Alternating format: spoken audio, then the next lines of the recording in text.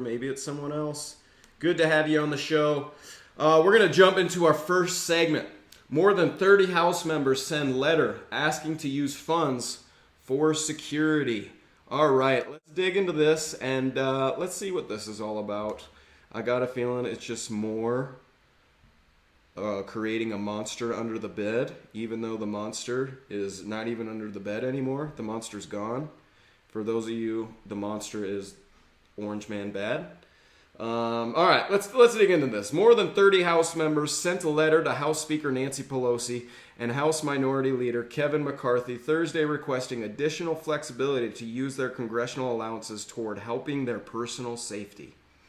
Should be personal psychology. Oh, God, this is a fucking... Oh, it's a long letter. And it's extremely... Oh, it's only... All right, there's 3 pages. This is gonna... I'm not going through this, but I haven't read this yet, but I can tell you where it's going, okay? They're going to say the threat of what happened at the Capitol riot is still so scary that they need some personal bodyguards. But they're not going to pay for them because they're just doing their job.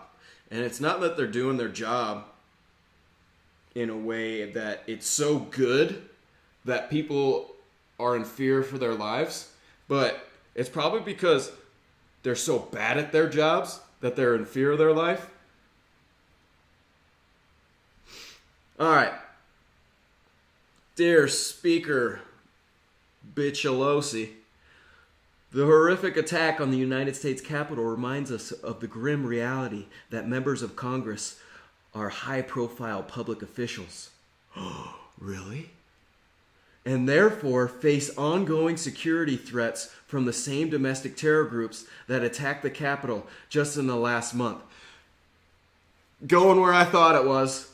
Unfortunately, in recent years, there has been a surge of threats and attacks on members of Congress, including the 2017 baseball game practice shooting that wounded Republican Whip Steve Scalise. I don't know if I'm saying that correctly. The bottom line, members now regularly face threats in Washington, D.C. and in their districts. Now, you should never threaten anyone, okay? You shouldn't threaten anyone, but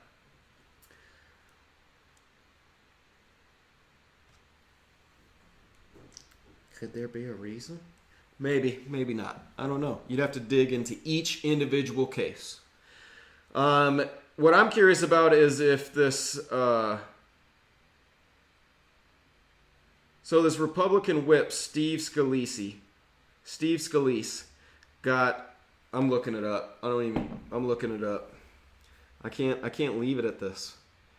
So he got attacked.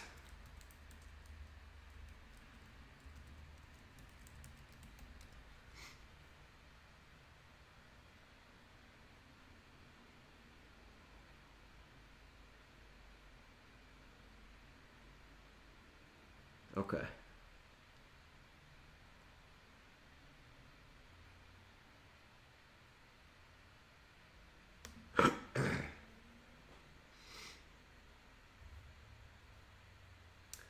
On June 14th, 2017, a gunman walked onto a baseball field at Eugene Simpson Park in Alexandria, Virginia, opened fire on politicians and wounding House GOP whip Steve Scalise. They had been practicing for an annual charity game. And someone asked who was on the field practicing.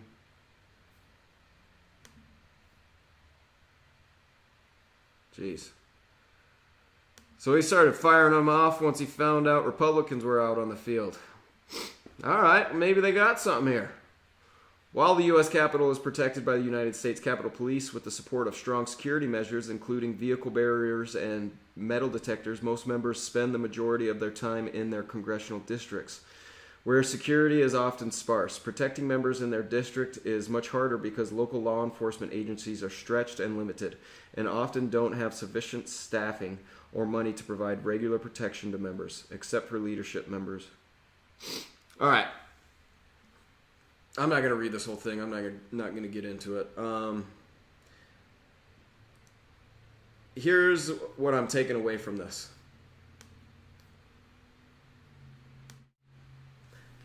They think they need protection. You know what? They probably do. They probably do, but do they need it all the time? Maybe.